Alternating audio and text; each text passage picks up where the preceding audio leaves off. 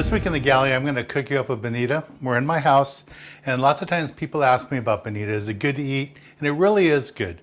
It's just important that when you catch it on the boat, you have it bled really quick and you have it filleted at the end of the day.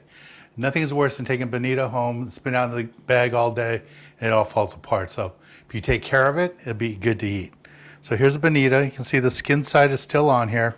So what I'm going to do is take this fillet and put it into a pan, a baking pan with foil in it. So I'm just going to put this here in the pan. First thing I want to do to it is I patted it down to make sure it was nice and dry. Now I'm going to put some olive oil on it. Don't need a lot. And I'm just going to coat it all the way across. So this is sea salt.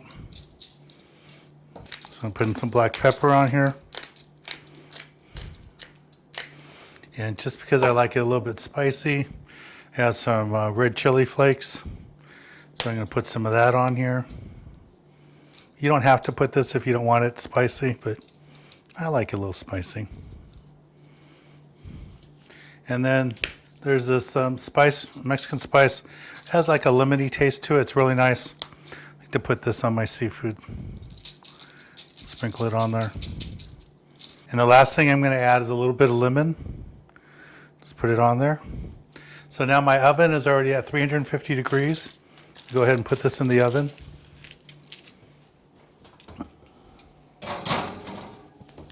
And we're going to bake that for 10 minutes.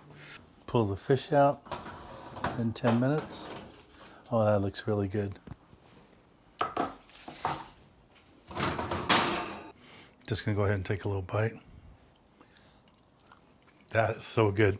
The one thing with bonita, right down the middle is the bloodline. Stay away from that. That's not going to taste good. But all that white meat on the outside, it's really delicious. And the whole thing about bonita, like I said, if you take care of it as soon as you catch it, when you cook it like this, it'll be nice and delicious.